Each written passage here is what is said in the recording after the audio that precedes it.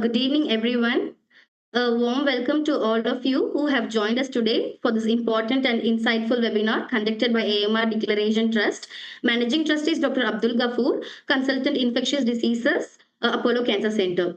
The AMR Declaration Trust is a public charitable trust founded on the principles of Chennai Declaration Document and Initiative. Our primary mission is to stimulate discussion, inspire action, and explore innovative solutions to address the global challenges of antimicrobial resistance. We'd also like to take a moment to thank our sponsors, Viatris and Pfizer, for their continued support in helping us conduct these educational sessions without any registration fees to the attendees. So today's webinar focuses on a topic of critical importance, antimicrobial stewardship in ICU setting. This session will address three key subtopics. First topic is antimicrobial stewardship program in ICU settings, which will be presented by Dr. Nipa Singh, Professor of Microbiology in Kalinga Institute of Medical Sciences, Bhubaneswar. And our second topic is on monitoring of antimicrobial stewardship in ICU, will be presented by Dr. Smritila Shaho, Consultant Microbiologist and Infection Control Officer at Ashwini Groups of Hospital. And our third topic is on challenges in implementing antimicrobial stewardship in ICU setting, which will be discussed by Dr. Amit Raha Panigrahi, Assistant Professor of Critical Care Medicines at Kalinga Institute of Medical Sciences, Bhubaneswar. So we are honored to have these distinguished speakers with us today. To begin the session, I now invite our first speaker, Dr. Nipa Singh, to speak our antimicrobial stewardship program in ICU setting. She holds a key leadership role, including member secretary and infection control officer of HICC at Kalinga Institute of Medical Sciences for the past 5 years. Dr. Nipa is also an active member of Antimicrobial Stewardship Program Committee and the Quality and Safety Committee of our hospital. Additionally, she is a certified NABH entry-level accessor. Over to you, Dr. Nipa. Please, you can present the meeting. Good evening, everyone. This is Dr. Nipa, and I'm very glad for the short and brief and thoughtful introduction given by Afreen. I am grateful to the AMR Declaration Trust for giving me this opportunity to speak on a very pertinent topic in the healthcare sector setup. Now I'll be sharing my PPT.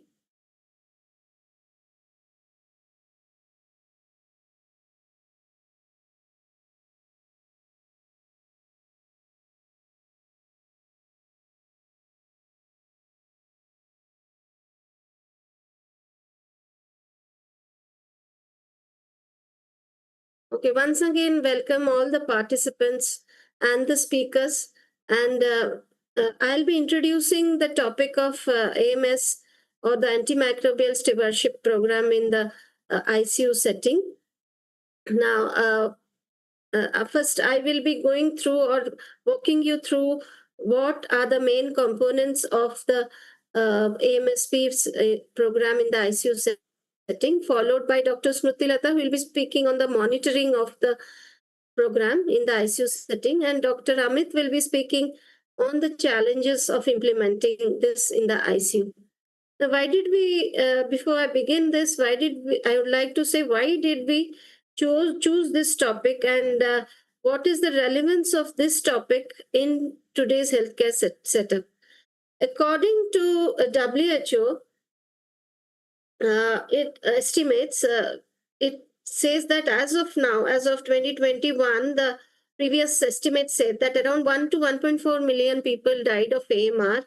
But if this is unchecked and we do not do any, action which would stop this spread of AMR, it is estimated that directly around 10 million deaths would occur by the end of 2050 due to AMR. Now, this is actually a direct projection of 10 million deaths. But you see, indirectly, AMR would contribute to many more deaths. Now, we all know, I hope that all the participants, I assume that they are from the healthcare sector since they have registered for this program. So we know the ongoings. I mean, the how it works in a hospital setup. You see, directly we never say AMR has caused a death. So the cause of death is given as sepsis. It is given as some antecedent cause which the patient was suffering from. But you see, we as doctors, healthcare professionals, we know that why the patient could not recover from sepsis, because we did not have the adequate arsenal to combat the sepsis. That is, the sepsis was caused by such an organism which could not be cured by the antibiotics which are in our pipeline as of now. Now, herein comes the relevance of the antimicrobial stewardship. Now, this AMR, as we know, has developed because of the rampant, indiscriminate use, irrational use, suboptimal use. We could go on and on regarding the uh, causes of the AMR. Now, one rational way of stopping the spread of AMR is the antimicrobial stewardship. And this although it is quite relevant in all the sectors, be it in all the units of the healthcare sector, be it OPD, IPT, or an intensive care unit, but it is all the more important to implement this program in the ICU, because herein we see the majority or the huge chunk of the antibiotics which we use in the healthcare sector are due to the ICU usage. Most of the antibiotics, or the high-end antibiotics, or the broad spectrum antibiotics, they are being used primarily in the ICU setup.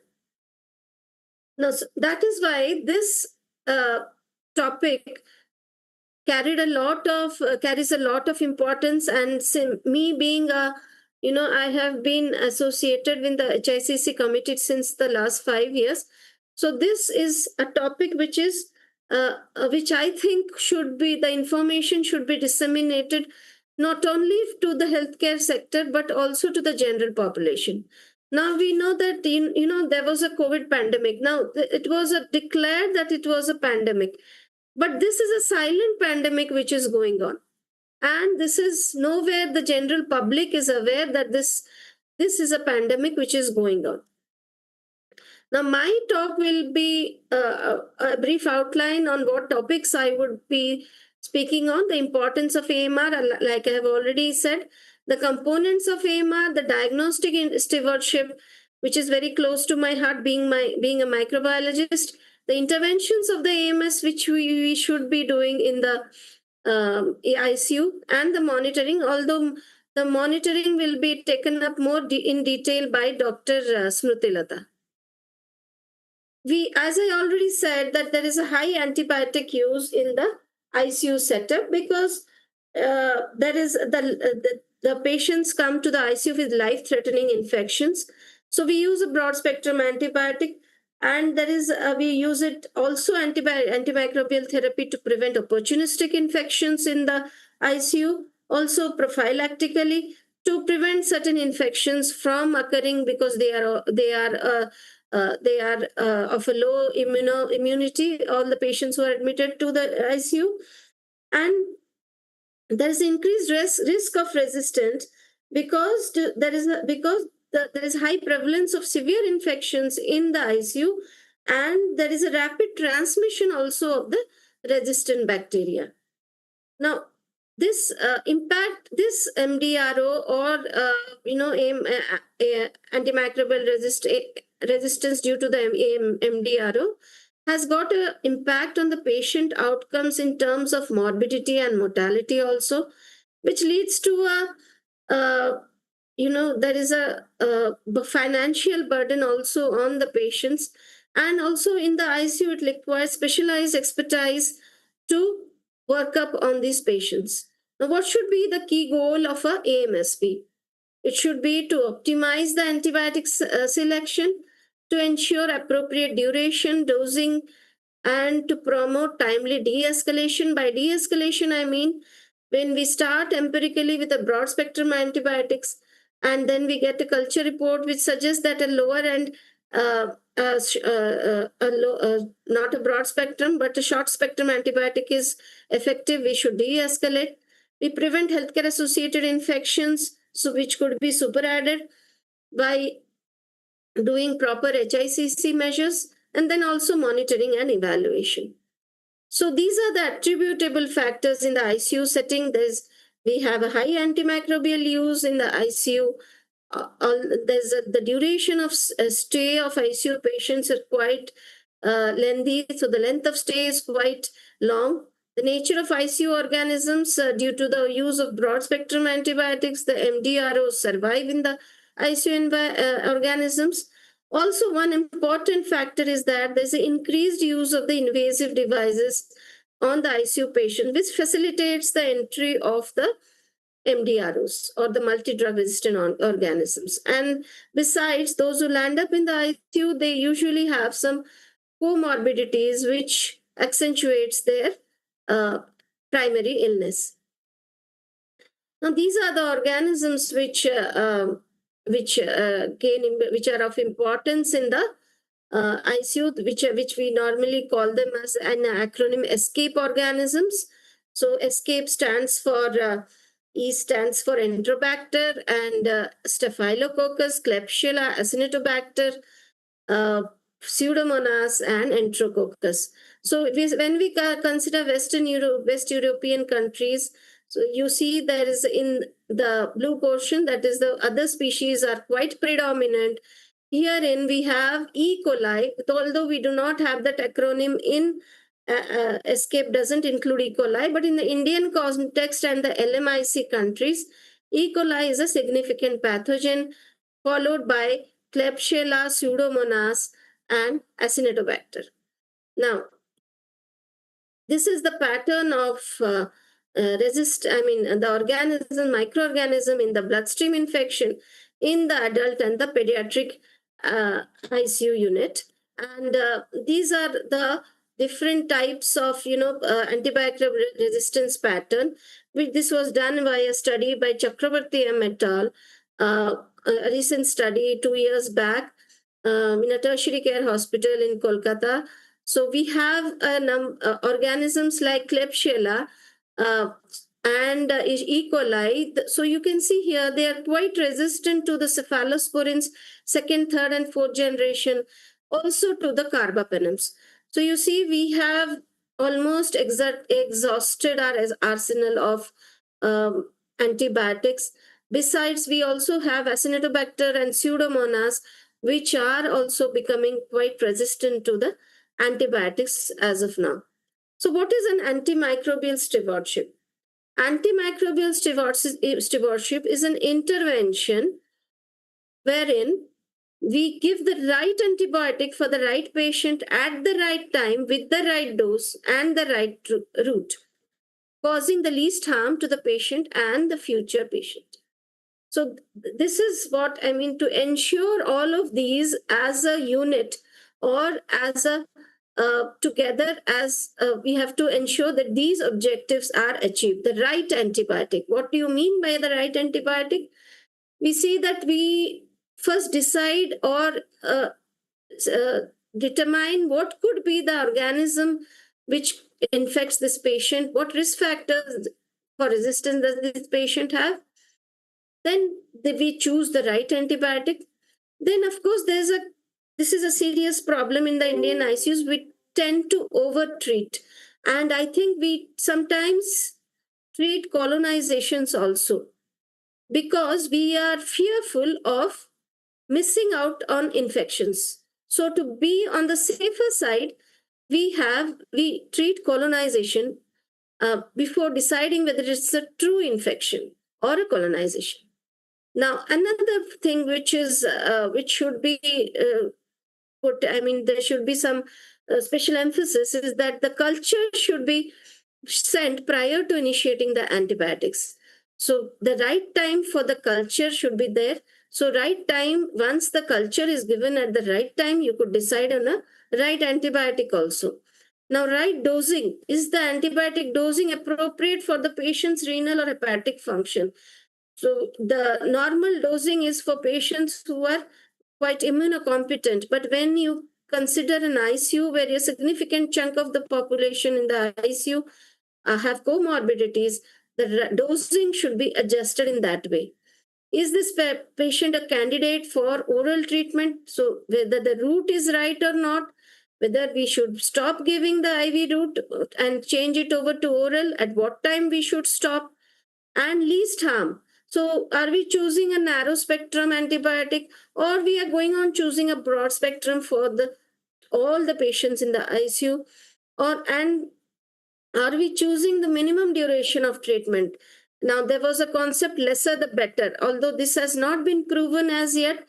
There should be a fixed duration of an antibiotic, because the lesser the, you can, there's no significant benefits or absolutely no benefits if we go on prolonging the antibiotic uh, duration without any proper indications. So this is the these are the five or the six points, and with prudent antibacterial prescribing should be done. These are the components of EMR.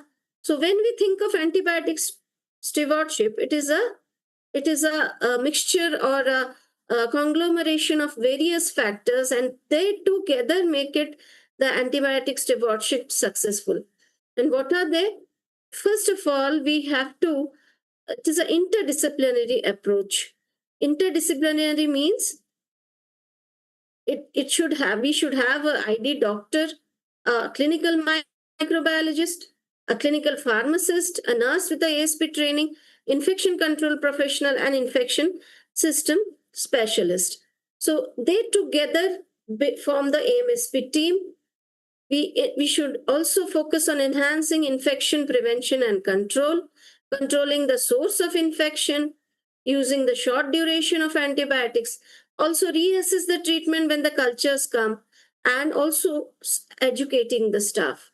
So these are the various components of the AMSP in a ICU. So the ICU physician are important drivers as well as potential solutions to the crisis of AMR. And AMSP should be considered a core competency for intensive care physicians. And this should address, I mean, we should not, it's an interdisciplinary thing. So whoever is an expert in that field, in the respective fields, they pool in together their knowledge and decide what should be the ideal treatment for the patient. So the overall antibiotic use should be improved, so thereby reducing antibiotic costs, or which should be the primary focus, de-escalation and reducing antibiotics cost. And the scope of rapid diagnostic should also be explored, and there should be a shift in emphasis to an individualized approach. That means the treatment should be individualized, but each patient should be considered as a separate patient, not a blanket coverage of an antibiotics to all patients. Now, as I said, being a microbiologist, I would say that a diagnostic stewardship is also necessary to be strengthened if we want to strengthen the antimicrobial stewardship practices. And what is this diagnostic stewardship? It is performing the right test by the right method and deliver the result at the right time. So we could have a separate session on diagnostic stewardship regarding the practical problems we face and how it could help in the AMSP. So it is actually when a patient comes, we evaluate the patient for symptoms. Then we advise the tests, and empiric antibiotics are prescribed. And then we modify according to the culture reports. Then diagnostic stewardship is important in the sense that the specimen collection and processing should be proper. Otherwise, you get a wrong result. Some contaminant, some commensal, some colonizer may grow in the cultures, which we have to distinguish. I mean, it's very difficult after we get the culture reports to determine whether it's actually a colonizer or a true pathogen. So a diagnostic stewardship could go a long way in helping the antimicrobial stewardship. And antimicrobial stewardship helps in optimizing empiric antibiotics. And also we should review this prescription after a certain 48 hours. Now, benefits of diagnostic stewardship is this study by Claes Casey et al. Shows that when there were no interventions, and this is the antibiotic prescribed, a patient simply comes with symptoms of UTI, you give it, you do not test for it, and then you give antibiotics. So, see, the antibiotic prescription rate is so high. Now, if we give restriction, you order a urine culture and then you go for antibiotics, the prescription of antibiotics is very limited.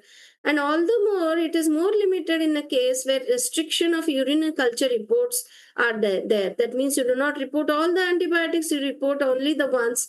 If in case the narrow spectrum are sensitive, you report them, and keeping in hold the broad spectrum antibiotic sensitivity. So you see, these are the benefits of diagnostic stewardship. Also, we could have improved diagnosis, like we have a White-Tech, Back-Tech for blood culture, or MALDI-TOF, wherein we get rapid results of pathogens, which can help in improving the prescription pattern. Now, also the point of care tests in diagnostic stewardship should comply with the assured criteria, which that means it should be affordable, sensitive, specific, user friendly, rapid, robust, equipment free, and also delivered to end users. We have certain of the tests which we also are doing now, like ICTs for various infections, which are point of care test. We have Gene Expert, Carba NP, which are point of PCR, to PCR, which are certain point of care tests. So these point of care tests, they are done very near to the patient, doesn't take much time, and it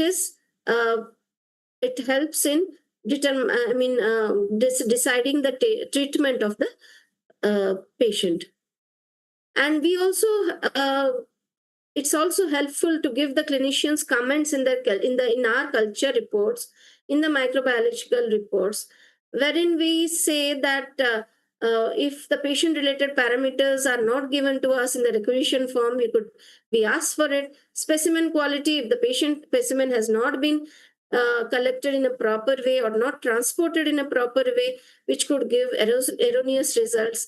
Or we could say that site specific culture reporting, like you cannot culture certain, if you culture certain sites which are not sterile, or you culture a tip of a catheter, like we get lots, for an example, we get lots of samples of Foley's catheter tip culture, which is of no use, because it is going to be colonized by some organism after some days of insertion. Infection control advice in case MDROs are isolated. Specific organism antimicrobial agent related concepts. And the concept of BMQ, this is one point wherein it helps the clinician to choose the antibiotic. And we also predict the susceptibility related comments, like where in automated culture, there are some organisms where the White-Tech doesn't give us the sensitivity pattern. We say that as per the literature, as per the research, these are the antibiotics which could be susceptible. And also intrinsic resistant. There are some organisms which are basically resistant to some antibiotics. So these also are incorporated in the reports. Now, this is what I said in cascade reporting. That is, we keep on a hold on some antibiotics. If the narrow spectrum are sensitive, we hold the sensitivity of the broad spectrum antibiotics. Now, this is also antibiogram. Now, this is a very important part of any healthcare setup treatment plan. Once you know the antibiogram of a institution, of a healthcare institution, we decide on the empiric treatment.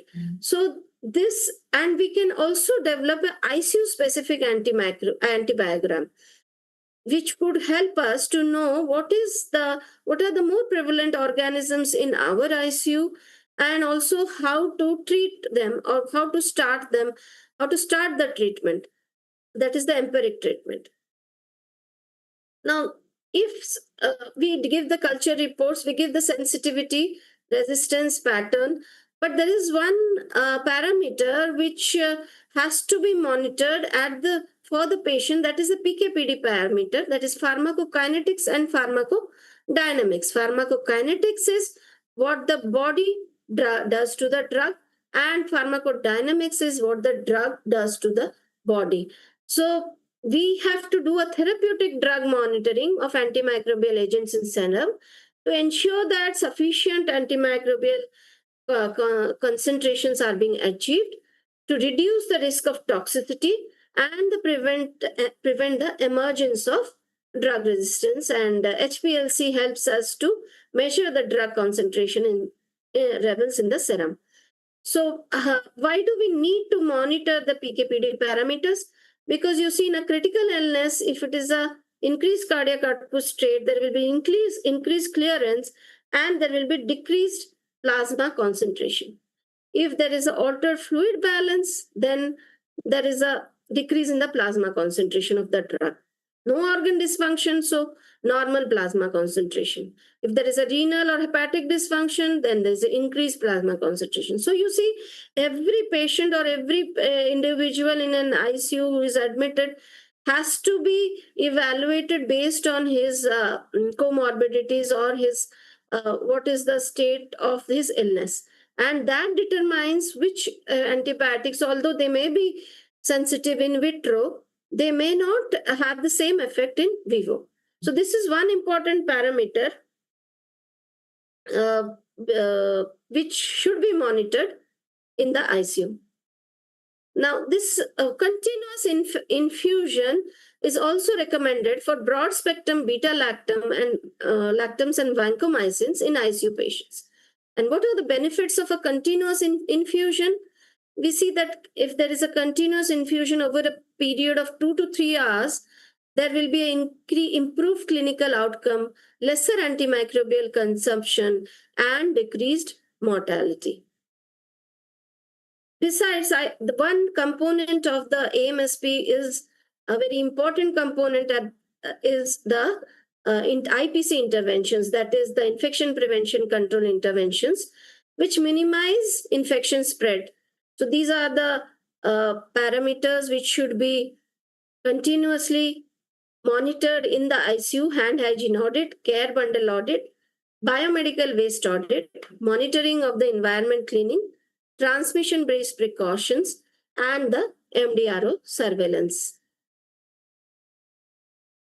Now, what could we do in the ICU settings? That is, what could be the interventions in the in the ICUs to prevent the spread of antimicrobial resistance? One is formulary restriction and pre-authorization.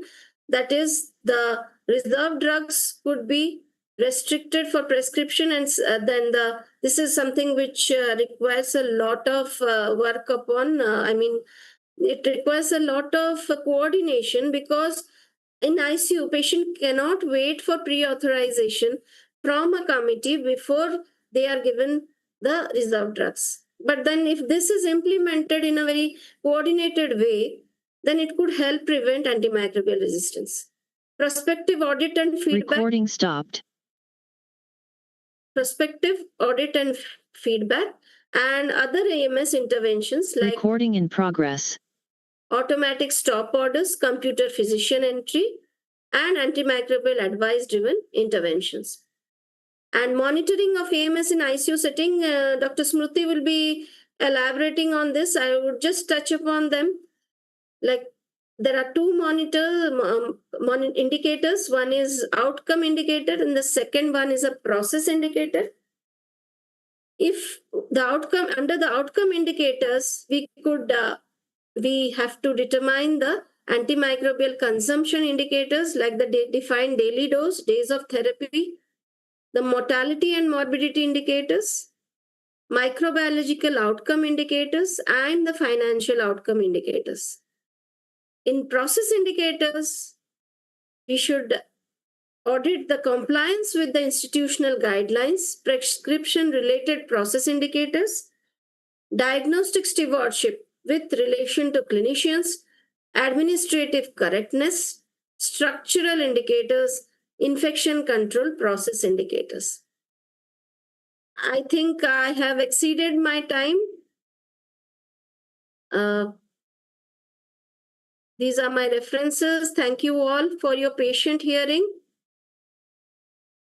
If there are any questions, Shireen, I would like, are you there? Yes, madam. So as of now, we didn't get any questions. So we'll keep you updated on the questions, madam. The audiences are encouraged to put their questions in the chat box of the Zoom meeting. So thank you, Dr. Nipa, for that informative session. Thank you. Okay, our Thank you. next speaker is Dr. Smritilata Saho, who will present on monitoring of antimicrobial stewardship in ICU setting. Dr. Smritilata Saho is a consultant microbiologist and infection control officer at the Ashwini Groups of Hospital. She previously served as associate professor in the Department of Microbiology at Kalinga Institute of Medical Sciences, Bhubaneswar. Dr. Smriti brings both academic and clinical experiences in AMS implementation and monitoring in ICU setting. Dr. Smriti, over to you. Thank you for your nice fun introduction. And I will be speaking on the monitoring part. I'll share the screen. I'll share my PPT.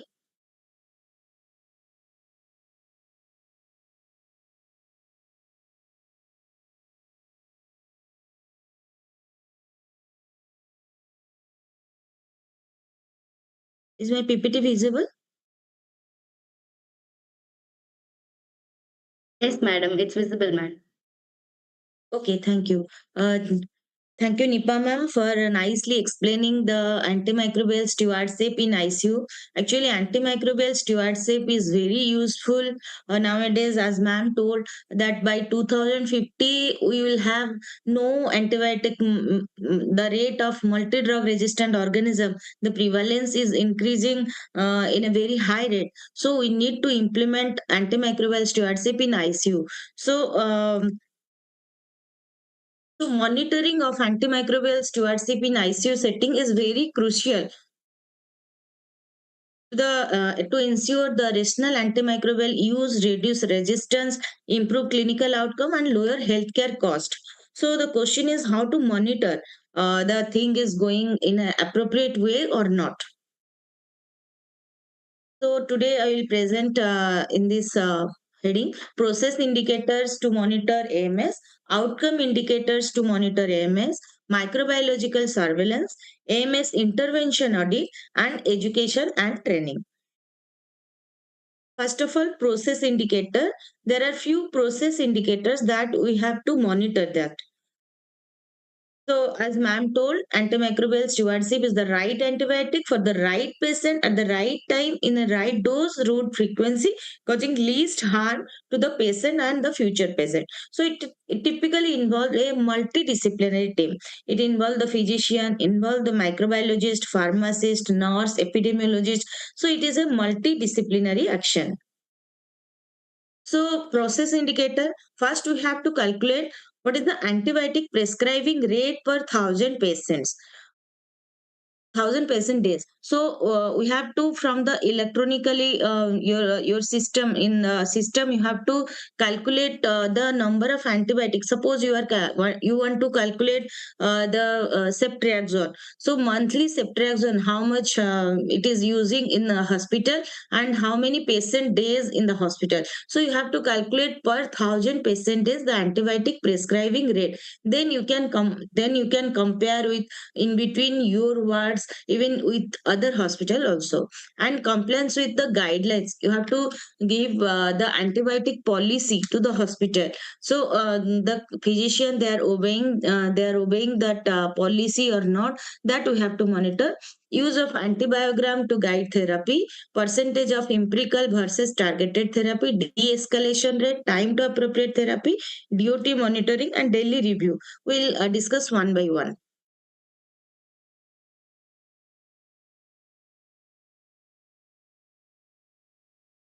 So empirical versus target therapy. Empirical therapy, it is based on mainly three important elements. First, you have to diagnose what is the syndrome.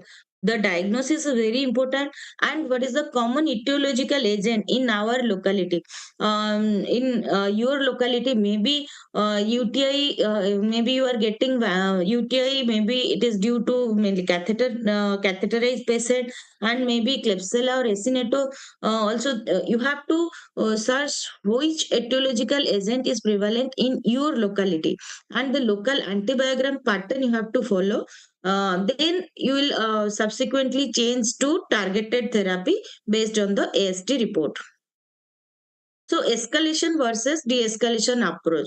Suppose E. coli sensitivity report is showing it is sensitive to colistin, tigecycline, carbapenem, PIT, cephrazone, sulbactam, amikacin, cefepime, ceftazidime, cotri, cipro, ceftriaxone. So there are two types of approach. One is escalation approach, another is de-escalation approach.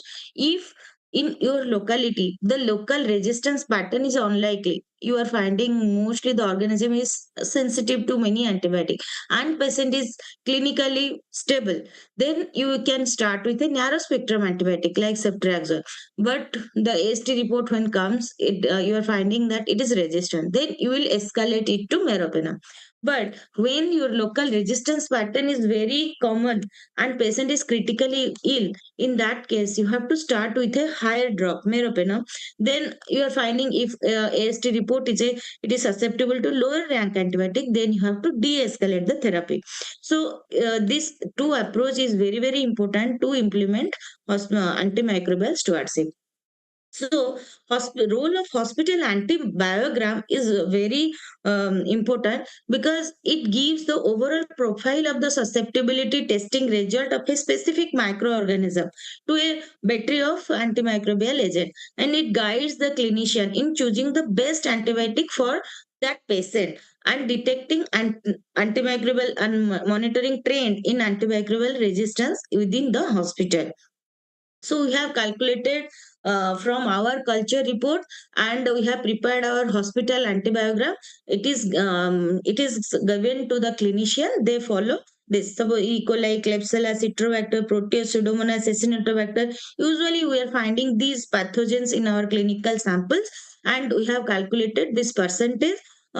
Too many commonly used antibiotic meropenem, gentamicin, PIT, cotrimoxazole, levodoxy. So you can prepare it in your Excel also for your hospital. Every hospital, the antibiogram will be different, and that should be given to the clinician. For the gram negative bacteria, the one antibiogram, and for the gram positive bacteria, one antibiogram. It is given to the doctors. Then coming to duration of therapy. Duration of therapy is the total number of calendar days on which a patient receives at least one dose of specific antimicrobial, regardless of how many times it is administered per day. Suppose a patient is admitted in your hospital, and 10 patients are taking ceftriaxone 5 days each. So the days of therapy is 10 into 5, it is 50. So identify. So you have to, for the calculation of days of therapy, you have to identify the target antimicrobial, ceftriaxone or meropenem, and you have to collect the administration data from the pharmacy people or your EMR. Then track the DOT. Ideally using software, you have to track that. Analyze the trend over time by department. In pulmonary medicine department, how much is using? In nephrology department, how much is using? That you can calculate. Intervene if duration exceed the recommended guideline. Suppose you find that in dialysis unit more of higher antibiotic they are using, so you can intervene there. Report and feedback to the prescriber regularly. So the best practice align with the standard treatment guideline, encourage shorter course where evidence support. If it is a community acquired pneumonia, you can give 5 days therapy. For urinary tract infection, you can give 7 days. So use DOT in quality improvement initiative. Always there is a benchmark for every antibiotic. There is a benchmark.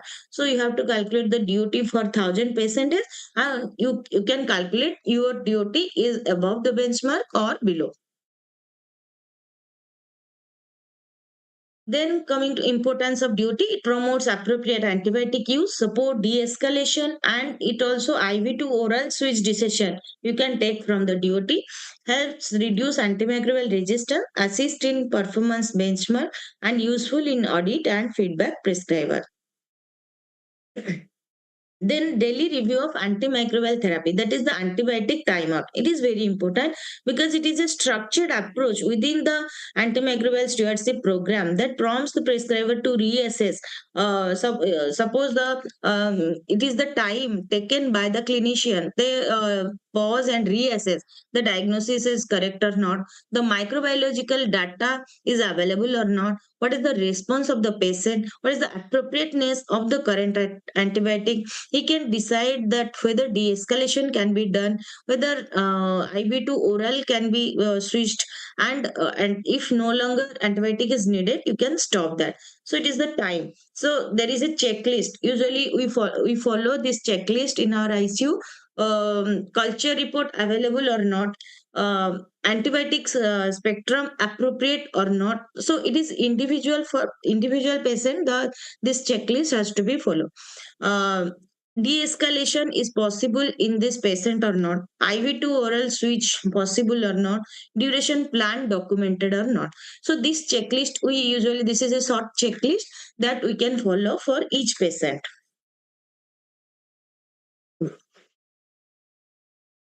That was process indicator, the antibiotic prescribing, how many antibiotic prescribing per 1,000 patient days, the DOT, and the daily antibiotic timeout. These are process indicator.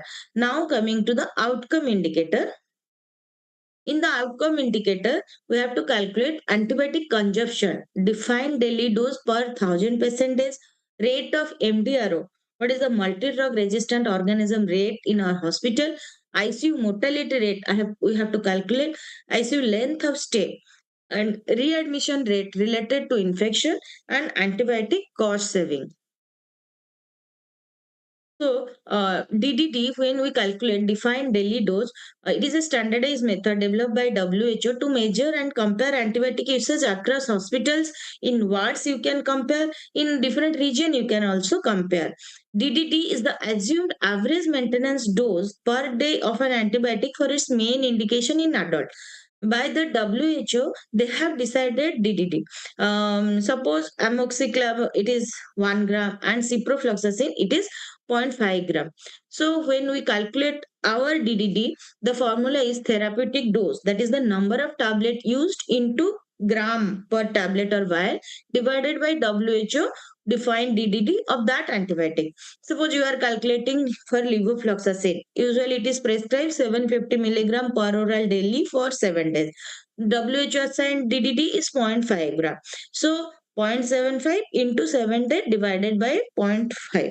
So it is 10.5. So by like that, we will calculate for different antibiotic and we can compare that with other. So it monitor high risk or broad spectrum antibiotic, particularly colistin. We have to measure that TDD, and we can compare between ICU general ward, the time period, pre and post intervention, and facilities for national regional benchmark is available. So we can compare our value with the benchmark. Then coming to rate of MDRO, it is very important. Multi-drug resistant organism. Usually we are finding that the rate of MRSA, VRE, carbapenem resistant enterobacteriaceae, the number is rising at a very high rate. So it refers to incidence or prevalence of infection caused by microorganisms that are resistant to multiple classes of antimicrobial agent. The rates are critical indicator in infection control and antimicrobial stewardship program. And the measurement, there is incidence rate we have to measure, the prevalence rate we have to measure, and device rate associated MDRO we have to measure.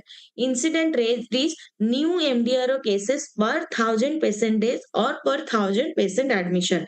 So we have to calculate what is the number of MRSA we are finding in 1,000 percentage, or VRE. We have to calculate that in for different MDRO. The prevalence rate is number of existing MDRO per 100% at a given point. At today, how many MRSA is present in our hospital? That is the prevalence rate.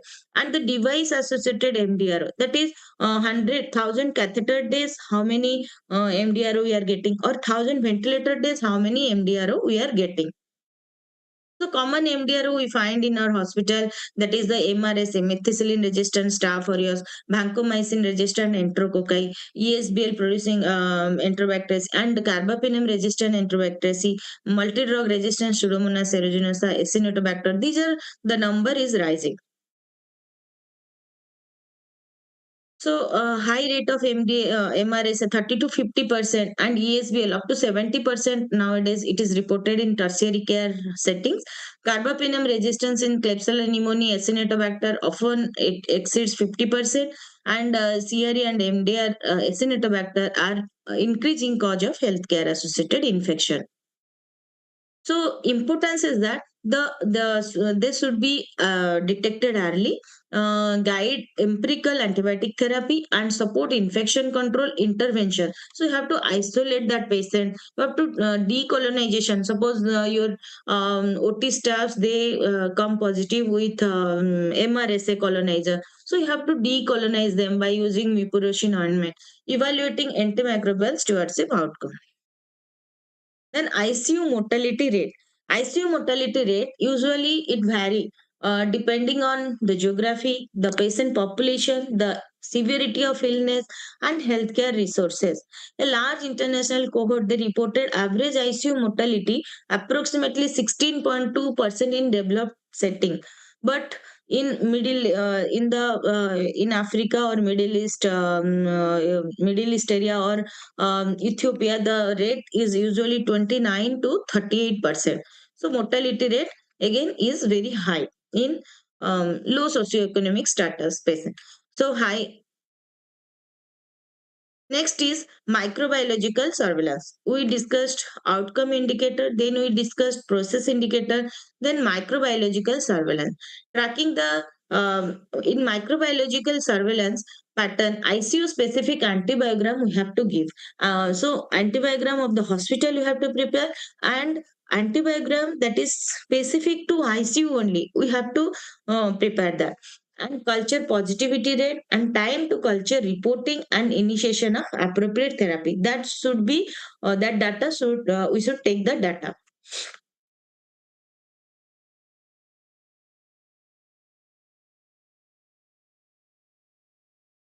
So this is the antibiogram of our ICU.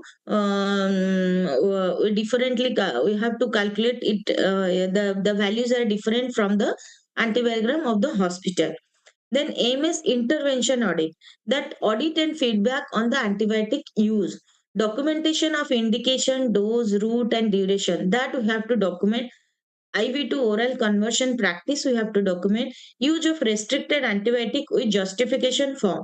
So the justification form we are using restricted antibiotic uses, otherwise they may be misused. So there should be a justification form that to use restricted antibiotic.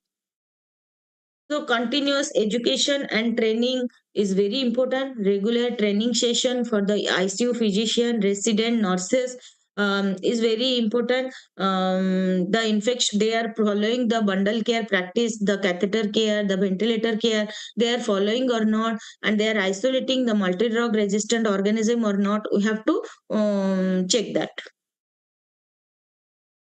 So regular training to the nurse and physician is very important. Then feedback meeting to discuss the AMS audit result. We have to discuss with the clinician, and we have to discuss the improvement area in which case we can improve that. This should be a interdisciplinary action. Then tools and documentation. There is some ICU specific AMS checklist are there. An electronic medical record alert for inappropriate use must be there. So whenever the antibiotic is misused or inappropriate, the use of antibiotic is inappropriate, there should be any alert.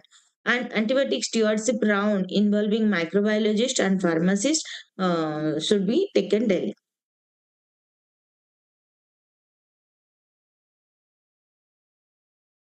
So finally, to conclude, I want to tell AMS monitoring in ICU should be multidimensional, integrating the clinician, microbiological person, the pharmacological data, and regular analysis and feedback will definitely help and modify the practice, optimize the outcome, and curb the resistance. Thank you.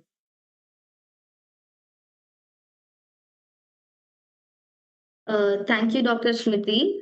Thank you for those valuable insights.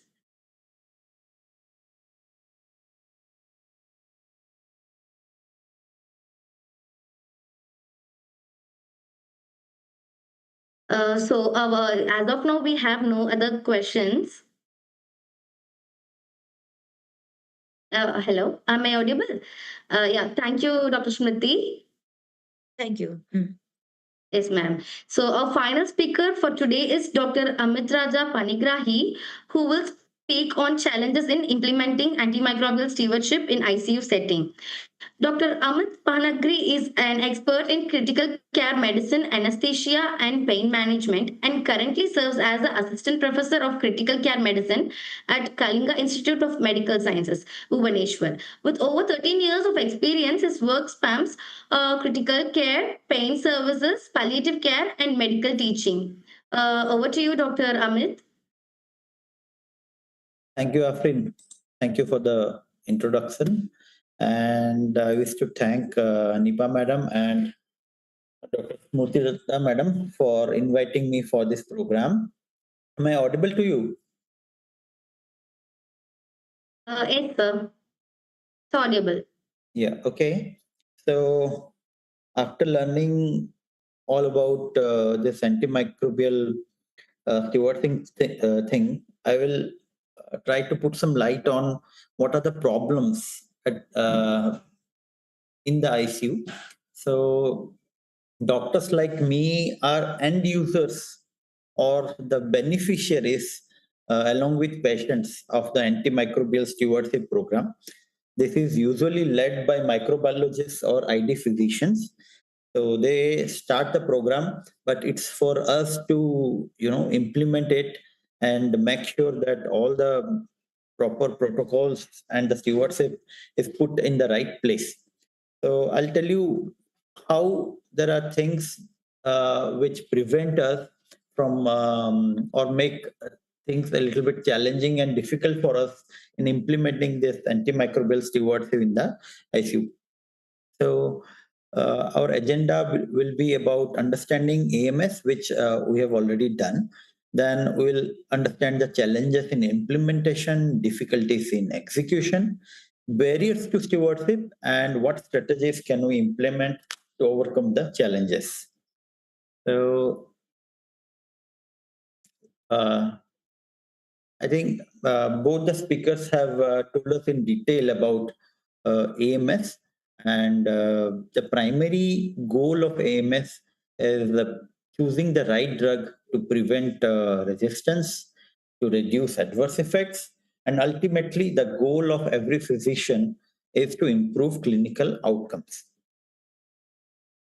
So this AMS helps us to improve our prescribing practice, helps us to choose the right appropriate therapy, minimize drug reactions while still maintaining efficacy of the drugs for the patient. So as we have already discussed, ICU is a place with heavy antibiotic usage. So the more antibiotics you use, the more the importance of antimicrobial stewardship. So if we have to choose the staff in the hospital that must be trained in antimicrobial stewardship, then we start with the ICU. Then gradually we have to involve every other department. Almost every other department that uses antibiotics must know about antimicrobial stewardship. But ICU is a place where it cannot be taken lightly at all. Uh, as we all know, one of the major problems in the ICU is the management of patient, which is already a complex thing. Now, our ICU patients do not come with one problem; they always have multiple problems attached to them. So here, antimicrobial strategies are very important to improve the infection management. And again, finally, patient outcomes depends on antimicrobial stewardship, because that is the main goal when we talk as doctors. Now, what are the challenges in implementation? First thing, as I said, most of our patients have multiple health issues. So they have, many patients have uncontrolled diabetes, or let's say organ failures like end stage liver disease, kidney disease. Many patients can come with advanced cancers. So these patients are already immunosuppressed. Many patients are on steroids. Some of them are on long term steroids. Some of them have organ transplants. Some of them have implants, invasive lines, catheters, multiple breach of skin, and all these things. So all these things make the patient susceptible to infection by creating needles for infection, as well as um, making the patient is already immunologically weak, and patients are unable to take the right amount of nutrition, so they do not have the energy to fight an infection, and they are in an area where they are surrounded with other people with severe infections, and they are surrounded with bugs who have been already exposed to multiple antibiotics, who are already there. Maybe some of us are already carriers of infections. So all these things make ICU patients complicated. Secondly, I work in a ICU which receives all types of patients. It's a mixed ICU. So many times we have specialized ICUs. Let's say cardiac ICU. So we do not expect a cardiac patient who comes with a MI or a arrhythmia to have an infection. Similarly, there are some neurosurgery ICUs. So these are single organ ICUs. So the infection rates are expected to be low.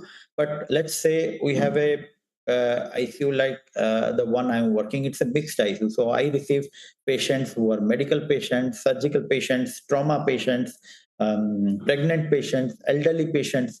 So a variety of patients come to me. Rheumatology, all kinds of patients, cancer patients. So when we have a variety of different patients, then there are multiple infections, multiple sources of sepsis, multiple drugs going on. Then there are different units involved. So making standardized protocols for such patients is very, very difficult, and even more difficult to apply effectively. And third thing is individualized assessment. Remember, every case in ICU is different, and and the patient's condition changes every few minutes. Patients are unstable, and their clinical condition keeps on changing. So it's important to have a very personalized assessment, and treatment strategies cannot be applied like one treatment strategy for all patients. So strategies have to be tailored. Now there is something they call precision based critical care, or precision based individualized ICU care. So every patient needs a special and different tailored management. So again, that is a problem, because although it is specific and precise, it also makes difficult for our AMS program to be implemented. Now, third thing is rapid decision making in ICU. Patients are rapidly deteriorating in our ICU. Suddenly, a patient sometimes. Let me tell you one incident. Like 3 days back, we had a patient who had undergone radical nephrectomy. Now, the patient was improving slowly, but patient was already sitting, talking to us. Suddenly, patient had an aspiration. Patient went into septic shock, secondary to aspiration. So, in a patient who has gone into aspiration and septic shock, like in over a period of 5 to 10 minutes, now things can change rapidly, dramatically, in a matter of minutes at any time of the day. So, such patients need quick decisions. So urgency in ICU decisions is a problem, and so in such patients, it is challenging to make a quick choice, rapidly changing an antibiotic, rapidly administering them in the said time frame. So here, following the AMS becomes difficult for a clinician. So even though it's difficult, we can still talk about ICU stewardship. So I believe every hospital needs to have an antibiotic or antimicrobial stewardship in general, where the principles more or less remains the same, but we can also have subspecialty antibiotic or antimicrobial stewardship for the ICU, for pediatrics, for surgery, surgical outcomes, or for areas like emergency. You know, these things can be implemented in discussion by making collaborative choices, collaborative meetings, so that more and more doctors, more and more team members can be accommodated into this AMS program. Then another thing is the diverse microbial spectra. So ICU usually has a very diverse pathogen. You can have a Klebsiella wap, and just beside that patient, you can have an enterococcal UTI. You can have a Candida auris patient. You can have an Aspergillus patient, a mucor patient. So there is a wide variety of microbial spectrum. Even now, after working in the ICU for 7, 8 years, many times I see bugs that I have never heard of. Many species I have never heard of. So sometimes you start with an antibiotic, then the patients develop a hospital infection. Patient comes to us with a community infection, then they develop. So we start with one antibiotic. While the patient is getting better with that, patient develops a hospital-based infection. Then you start with like polymyxin-based therapy. Then you get an organism which is resistant to polymyxin, like Providencia, sometimes Bucholduria. You know, things keep changing. So there is a diversity of pathogens, and uh, infection management is also not easy here now, because uh, things are so haphazard, things are so fast, things are so urgent. So here we always face a challenge in infection management. If you have, like special cabins where patient numbers are few, patients are more or less stable, nurses have time to respond, nurses are more or less free, they have more energy to exhaust. There it is a little bit easy to implement our infection control measures.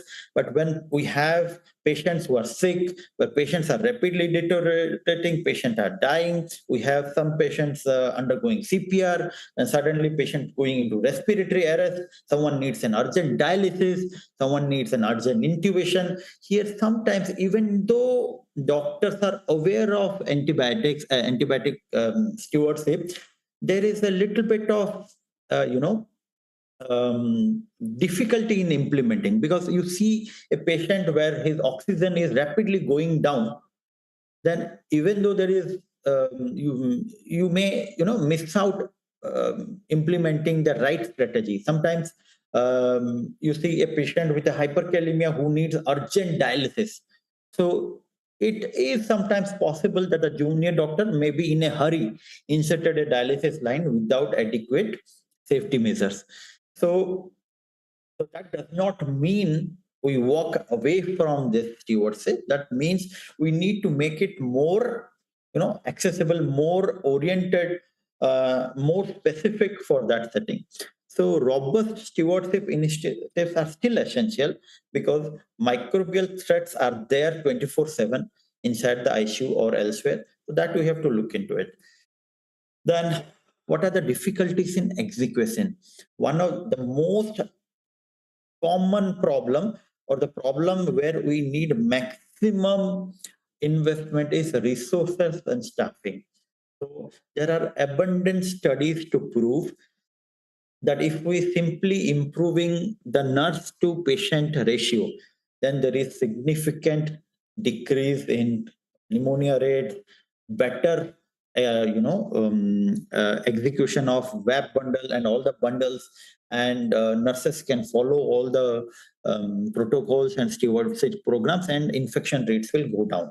So nursing ratio, staffing, manpower is the number one thing. Second thing is resource allocation in terms of infrastructure, or appropriate cleaning, appropriate people to take care of the waste material, then timely interventions to deliver antibiotics. So these resource constraints are the major problem that we face as far as AMS implementation is concerned. Not only the clinicians, it is the same for microbiologists, lab physicians also, ID physicians also. So if the hospital or the country or the nation's health plan does not allocate appropriate finances, appropriate revenue, appropriate infrastructure, manpower to stewardship, then all our talk about this program will not hold any good. So, right resource, adequate manpower will have have a good impact on the stewardship, and sufficient personnel can make good consistency and improve the patient outcomes. After the manpower and resources have been taken care of, we have to utilize them by making sure they get the right education and the right training.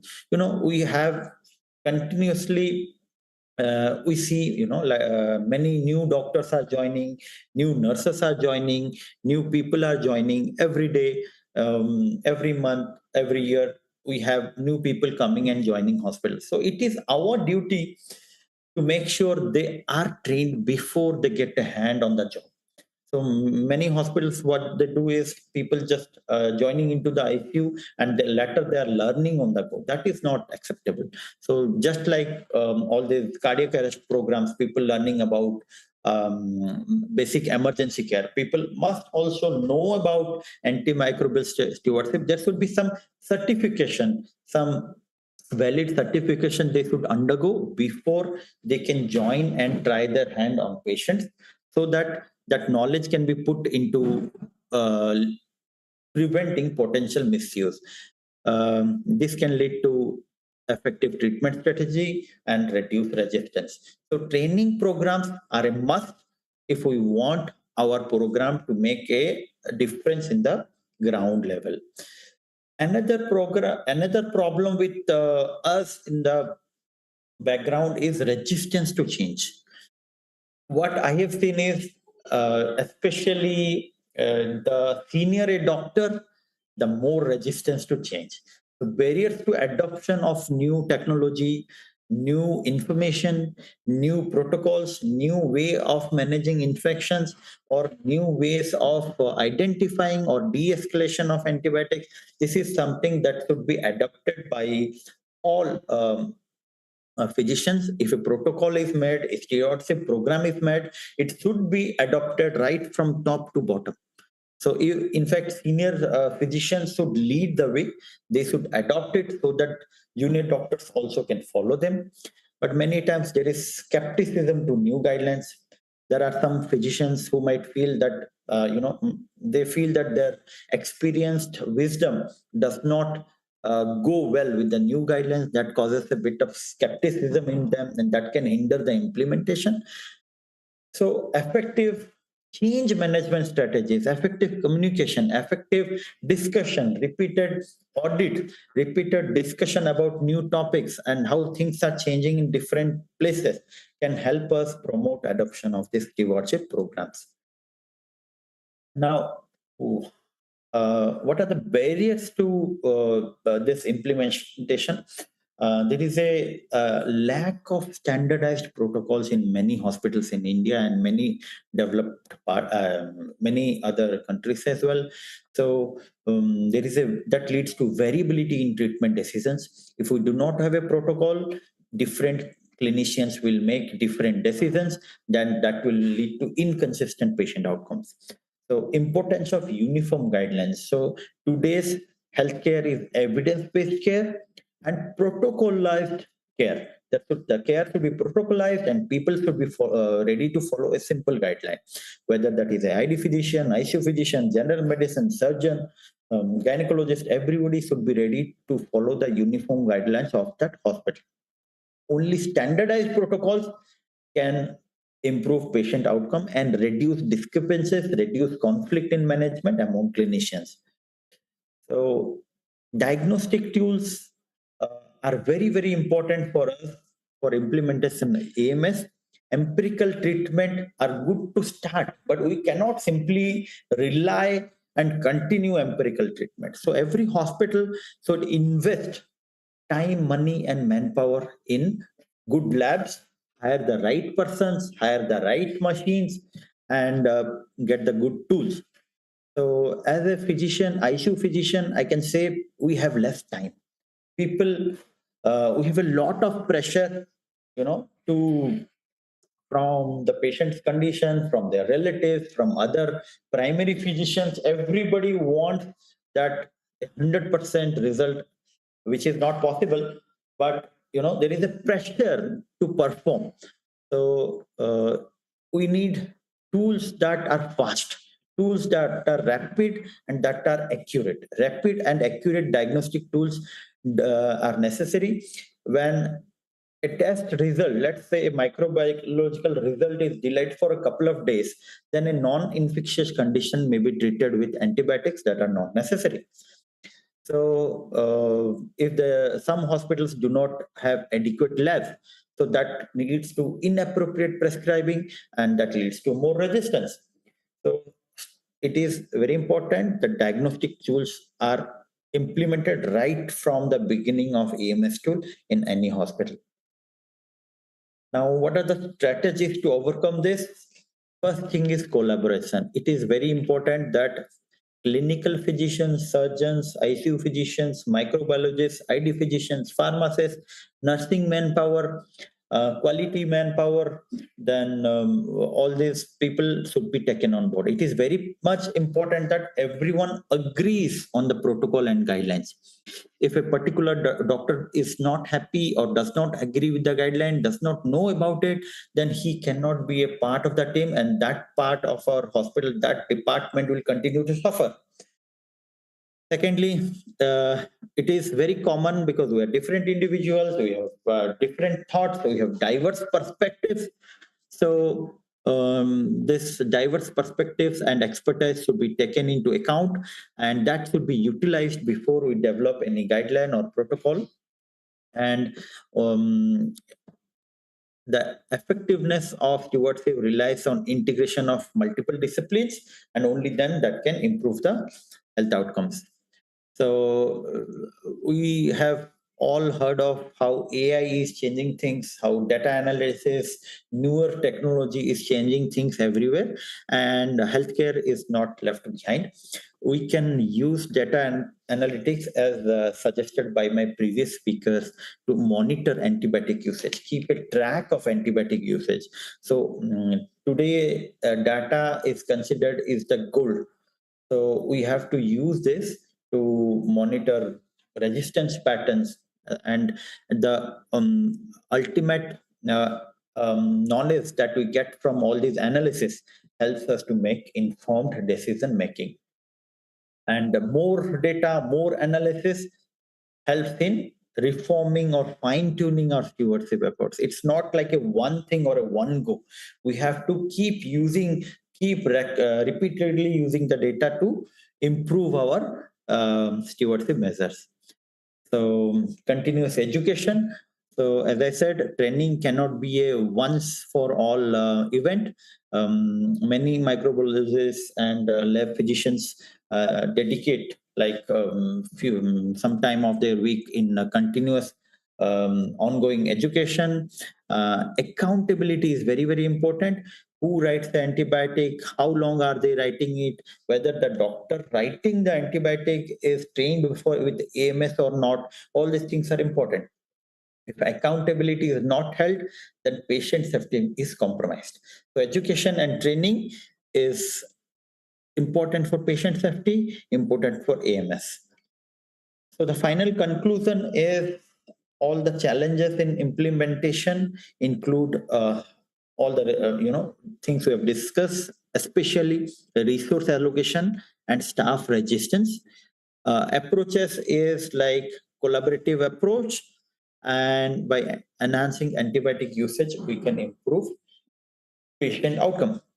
Now, before I stop my talk, I will just want to tell about a few patient. I was discussing about different physicians from other departments, how we about the problems that they have. So, if we talk to neurology, the problem is most of the patients with neurology come to us with altered sensorium. So So the problem with neurologists is they say, sir, our patient has a low sensorium. Patient can aspirate anytime. So mouth care is not good from the nurses. So we want to give an antibiotic. So here, let's say a patient comes with a stroke. The patient does not actually need an antibiotic, but here they want to give a prophylactic antibiotic. So if we can convince them that by providing proper oral care, by providing aspiration prophylaxis, by providing backup, all these things, we can actually reduce the infection, and we can take them on board. We can do a clinical audit, then we can convince them to reduce this. Second thing, let's say we get a patient with meningitis. Sometimes it is very difficult to differentiate whether it's a viral meningitis or a bacterial meningitis. In that case, doctors prescribe both antibacterials and antivirals. So if we have, advanced diagnostics where we have all this now biofire and other profiles where you can rule out infections, then we can limit the antibiotics. Now, coming to nephrology patients are, CKD patients. Let's say CKD patients. CKD patients, we have an issue with management of these dialysis lines. These people are already immunosuppressed. They will have dialysis lines, and these lines, if not taken care of, become a source of infection. Then most of the CKD patients, they're finding the right dose of antibiotic is the challenge. Even now, we do not know what is the exact antibiotic that could be used in a patient in ICU or in the OPD or in the IPD. So even nephrologists or even ICU physicians, many times it's a guessing game. We have to just guess the dose, and based on response, we have to titrate the dose. Similarly, for AKI, we do not know what is the exact dose of antibiotic that we should use in patients with AKI. So we need a lot of research in this subject to use the right antibiotic. As Madam said, we need monitoring of drug levels. Many hospitals do not have this facility. It is an expensive facility, but if we can implement this, that can significantly reduce our antibiotic exposure, reduce the adverse effect. Now, coming to patients of cardiology. So many patients of cardiology will come with cardiology patients will come with heart failure. Now, in a patient with heart failure, if you look at the X-ray, it is very similar to a pneumonia. It is very difficult simply on clinical basis or even on imaging or a chest X-ray to tell whether the patient has a heart failure or the patient has a bilateral pneumonia. So in these cases, many cardiologists, many ICU physicians prefer to put a antibiotic. So here we need, specific protocols, specific things like using a procalcitonin or using some sepsis markers to identify, or maybe many times we use NT-proBNP or other, markers where we can clearly identify a heart failure from a LRTI. If you can do that, we can reduce an infection. So investing in diagnostics which not only diagnose an sepsis but also diagnose other things which are not actually sepsis. So if you can prove a disease is not actually sepsis, then also we are reducing the antibiotics. Now, let's say pulmonology problems. Patients who come with COPD and asthma, we know many patients coming with acute exacerbation of COPD are actually viral illnesses, but patients are usually started on an antibiotic for community acquired pneumonia. So 70 to 80% of these infections are viral infection. So again, if we can have a respiratory panel kind of thing, which is now available, but this is a very expensive test. If we can have such tests which are low cost, fast, and which are available in most hospitals, then we can reduce the antibiotic exposure. Now coming to gastro problems, let's say acute pancreatitis. Pancreatitis patients come with fever, they will come with tachypnea, they will have high TLC counts, high CRP, high procal levels. So it is impossible to differentiate pancreatitis for sepsis because they will have the same features. It is very, very difficult. So even though we are aware that in the first week of illness, there is no role of antibiotics in acute pancreatitis. All physicians are aware of it. All gastroenterologists are aware of it, but nobody has the guts or the courage not to write an antibiotic. If I don't write an antibiotic, someone else will write an antibiotic. The issue is here again, we need very specific, very sensitive sepsis markers. As we all know, sepsis is an ongoing research thing. The definition of sepsis infection, sepsis keeps on changing. There is a lot of unmet research, and we do not exactly know what exactly is the trigger for sepsis. There is no gold standard test to diagnose a case of sepsis. So such patients are difficult to be differentiated from non-infectious sepsis things. So here again, antibiotics are misused, but again, clinicians cannot do much here. Let's say someone with a CLD, a chronic liver disease patient coming with hepatic NCAF. So here patients might be treated as meningitis. So focused treatment is essential, and we need very specific markers to differentiate an infection from a non-infection. Elderly patients. Now, geriatric patients, most of the time present with very atypical signs and symptoms of sepsis. They may not have a fever. They may have a normal, TLC count, but they may have an infection. So such patients, we tend to actually overtreat.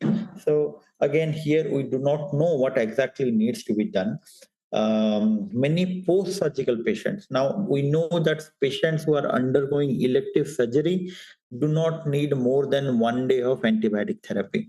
But here again, the surgeons are scared that if something goes wrong, they might have to reoperate. And no surgeon wants to take their patient to OT twice. So this is where they want to overtreat. So here it is very essential that we take them in the loop and build their confidence, and that infection is something that cannot be, many times surgical infections, they think that can simply be treated with antibiotic. So we have to understand that if it's a surgical cause, then the source correction can only improve with a surgical correction. So these are the problems that we face with physicians on a day-to-day basis, and these are significant challenges that we face. That's all. Thank you. Yes, Dr. Amit, you told the right thing that in pulmonary medicine case and neurological patient, Yeah. most of the time they are they have to over treat the patient, Yeah. mainly for meningitis or in pulmonary medicine. Yeah. But respiratory panel and meningitis panel, they can give a result within 30 minutes, and it is Yeah, also yes, I am available. aware of it. But the problem is those panels are very costly. I don't think hardly Costly, 5 to but it 10 is approved. It can be approved by your PMJY or BSKY person. It is I approved don't now. think so. I don't think till now it is not approved here. So Acha. most of the hospital failed. Even I would be very happy to use it, on a It is day-to-day very basis. useful. It Yes. is very useful. It reduces our antibiotic exposure, and I can, nowadays nobody is interested in clinical decision. If I tell a patient's relative or a clinician that I clinically I don't feel there is an infection, they will not believe me. But if I show them a report, if I show them a panel report or some report, look, I have done a test and the test does not show an infection, only then they will believe me. So although in the For developed insurance countries, patient, you can do. yes, Insurance patient. yes. So wherever feasible, we do it. So if feasible, we do it right away. But many times we cannot do it mainly because, as I said, due to financial constraints. But I'm hopeful as our economy is developing, we will get access to it more easily with less cost, and more people can get the benefit of all these latest diagnostics. Like ma'am has said, multitox and other things can give faster results that will significantly reduce our antibiotic exposure. Thank Yes, you. another question I want to ask, that can you give your experience where you have done de-escalation and patient has improved? Yeah, that's now look. Most of the critical care physicians now, for them, AMS training is a must. It is compulsory. So I would say many of the times, like let's say antibiotics like linezolid or antibiotics like levofloxacin, we tend to use oral over IV nowadays. Number one, it reduces our cost easily, and second thing, many times it happens that patient comes with some infection. We start on meropenem, then we get we get the result, and the antibiotic is and the bug is sensitive to a lower antibiotic. Then we go back to a lower antibiotic. That is not a problem at all, as long as we have a you know culture report or some evidence that the ongoing infection can be managed with something more specific, narrow spectrum, lower cost, with a lower this thing, and that is not a problem at all. I have seen many times patients have been started on meropenem, we diagnose a meningitis, we go back to ceftriaxone. That's not a problem at all. Many times, every day, like for severe patients, I will stop antibiotics and I'll see whether patients are responding or not. All these hepatic encaph patients, if I'm sure that it is a case of hepatic encephalopathy only, then we stop the antibiotics. After a couple of encephalopathy therapies, patient wakes up. Once the patient is waking up, even their physician think, okay, patient is waking up and this fellow is stopping my antibiotic. That's not a problem. So we face resistance. Okay, but we have to take them in the loop. Sometimes we use procalcitonin many a times, like after 5 days of therapy or 7 days of therapy. We do a procalcitonin on ICU arrival. Then after a couple of days, we do it, repeat it again. And then if it is falling, and as per the algorithm, if the levels are low or more than 80% has come down, we can stop an antibiotic. That's not a problem. But many times we use clinical acumen also. If the patient has responded beautifully, patient is doing well, and I feel, or I take another, if I have a doubt, I ask one of my colleagues, do you feel the same? Can we reduce the antibiotic? If he or she also feels the same, then we get more confidence that okay, now we can reduce this thing. So sometimes we talk to microbiologists. Many times we talk to microbiologists. We have a microbiologist group where we put questions also, that ma'am, the patient is so and so, I think this can be done, what do you think? So if 2 or 3 doctors feel there is no doubt about a particular thing, then we can de-escalate the antibiotic, not a problem. Many times patients with TB and other infections, they come in a weird symptom complex. So they are put on multiple drugs. Once you make an accurate diagnosis, it makes no sense to continue other drugs. So we simply stop other drugs. Okay, so many times we see this intestinal obstruction, patients with TB coming with intestinal obstruction. Now they are started with something else. Now, after a couple of days, we diagnose them as TB. So we stop the antibiotics, start them simply on 80 days. So nowadays, starting an antibiotic does not need a lot of knowledge. Stopping an antibiotic needs guts, needs courage, needs that wisdom or the knowledge. So it's difficult, but okay, we are working on it. We are trying to take more and more in the loop. Hopefully, we'll improve in this front. Thank you. Thank you, Afreen. Thank you, Nipa ma'am. Thank you, sir. There is another question. Sir? Yes, please go ahead. Yes, sir. Dr. Sarka has asked a question that when the patient is getting to the ICU in septic condition with already a course of antibiotic prior, you screen a patient newly admitted and send specimens to microbiology. Unfortunately, most of the time we get no growth. This is the patient. So how it will be managed? Yes, this is a pertinent point raised by Dr. Sarka.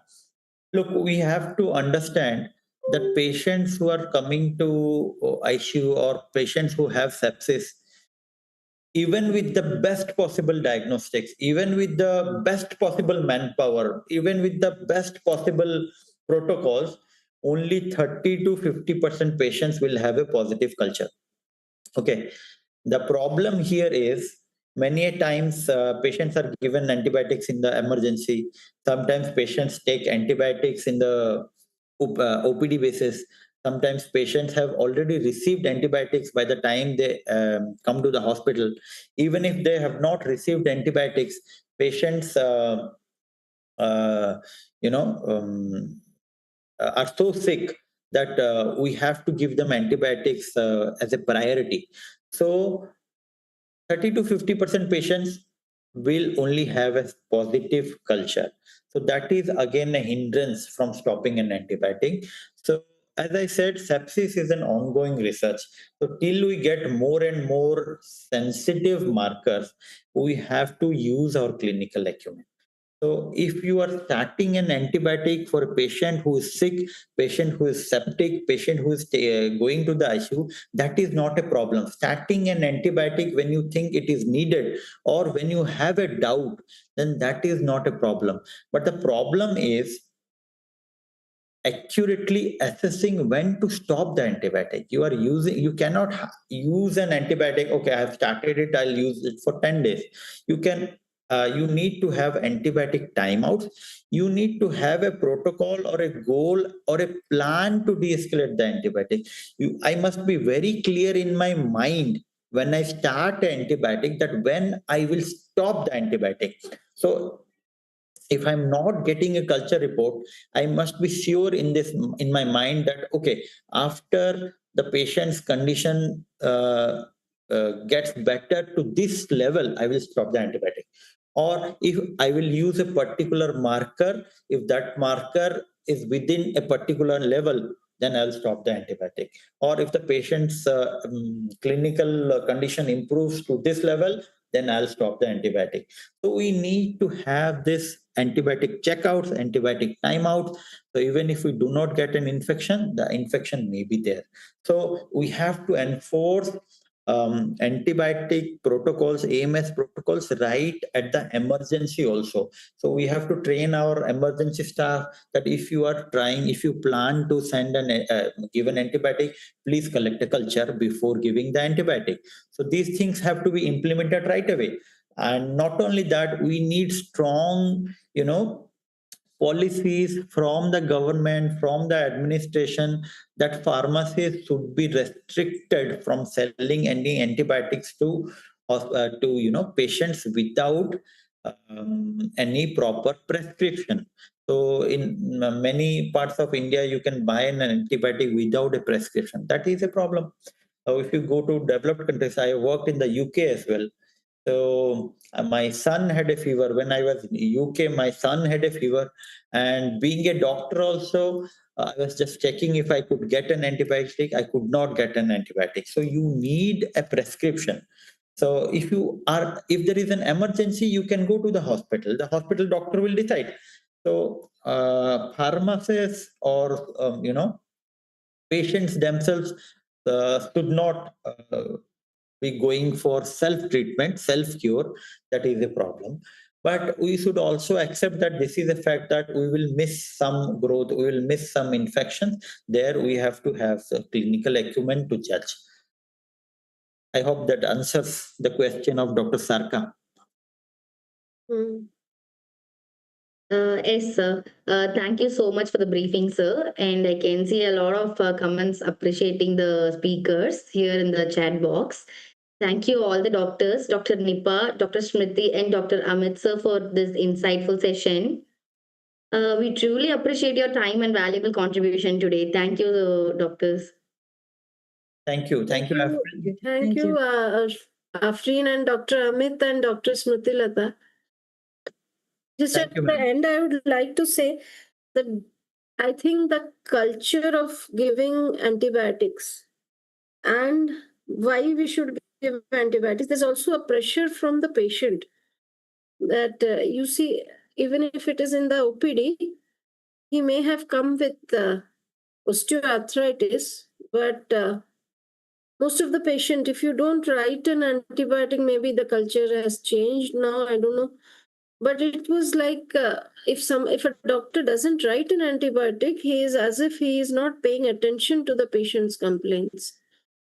It is as if he is writing an antibiotic would cure him of osteoarthritis also. That's what, I mean, the pressure from the patient point of view is also there. So maybe some of the doctors are also catering to that pressure. Yes, ma'am, you are true. Ma'am, I will share an experience that I had like 1 to 2 hours back. Right now, I have a duty in the ICU. I am in the ICU. Okay, Yes. so I've just Yes. taken permission from my senior that I have to attend this meeting. Please grant me like 1 to 2 hours of privacy. So I was told by one of my surgeons that there is a patient in the emergency who has been patient was shifted from Smoothilata's hospital, Ashwini hospital has been referred to here. Patient is a case of cholecystitis, cholelithiasis, which was not taken care of. It has led to cholecystitis. Now it has become acute pancreatitis. The patient has come with low-grade fever, abdominal pain, but patient is stable. Patient can be managed in the ward. So the family is a high-profile family. The patient's husband is a additional secretariat. He is a senior OS officer. So I saw the patient. I just prescribed something. So the patient has infection, patient has acute cholecystitis and cholangitis going on. So that must be treated. I understand an antibiotic is essential for this patient. Patient has already received some antibiotic somewhere else. So patient's relative is a pharmacist or something else. So they were talking with the relative and the relative was telling them that why don't you give meropenem? So patient who himself is a non-medico came and told me, sir, why don't you give meropenem? So I said, you don't need a meropenem in this patient. Patient is stable. Patient has been started on a drug that covers adequate organisms. So patient's husband was not happy. So in the meanwhile, the surgeon comes and he listens to him and he says, no, it's okay. We don't need higher antibiotics. Patient is more or less stable. We can manage her in the ward. And after like we talk to him for 5 to 10 minutes, just not to give a particular thing. Okay. So sometimes if the it becomes difficult. It's more of a social problem, as well as one more thing is I don't think we are oriented in our medical education towards this AMSP. Yes. So that emphasis is not there. We know how in all throughout, in pharmacology also, in microbiology, or maybe some portion we would have mentioned during that chapter on infection control, a small 2 slides on AMSP. So you see, the problem has become so large. I don't know, when we grow old, we would be there would be no antibiotics. It's So, entirely possible. but that emphasis, I mean, the problem is so huge, but it does not get its due attention. Yes. That is why. I mean, it's more of a social problem now. It's become a public health problem, of course. And also this antibiotic prescribing, if you don't prescribe, patient is not happy. So you see, practitioners, to make the patient happy, they also prescribe. Social public health problem, and that awareness problem. So maybe we are still, like you said, you were in UK, you didn't get any antibiotics, being a doctor also. Ma'am, in So the that UK, amount like we have of managed stringency. 80% of the patients they will manage with simply augmentin, and rarely they will use gentamicin, one or two drugs. If I mean majority they have done that. I think they have like focused really hard on that. But here it has become very difficult now. Let's see, with more and more awareness coming, I hope we can control You have to this. search for alternatives to antibiotics, bacteriophage therapy, Yes. something like that. Other alternatives, I don't think we could go on with this antibiotic thing. Yes, Okay, madam. thank you, Dr. Amit and Dr. Smriti Lata and Afreen, for giving us a platform to express our views.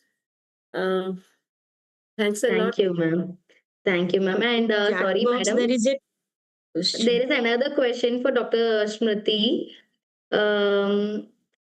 Madam? In chat box, there is a question.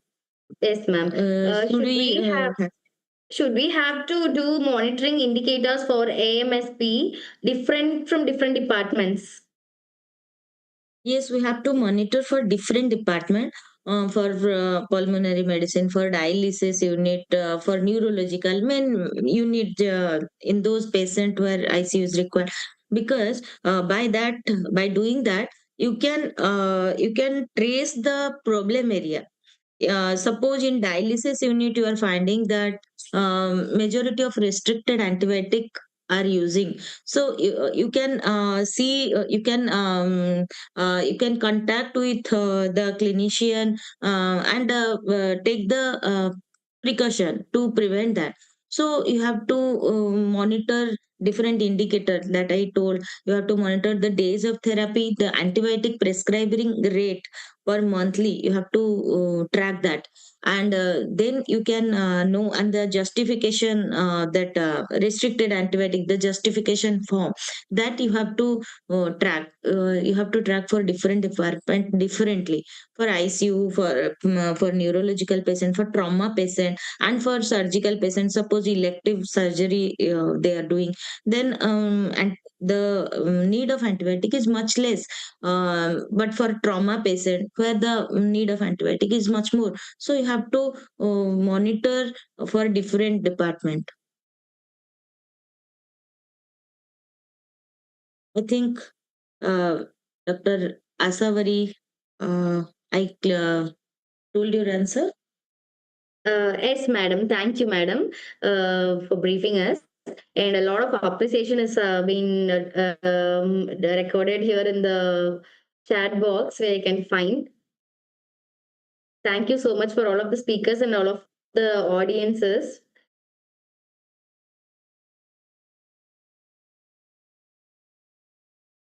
So thank you so much, doctors. Should we leave? Yes, madam. Yes, madam. Thank you. It's time to Okay. end the Thank you, meeting sir. now. Thank you, madam. Thank you, ma'am.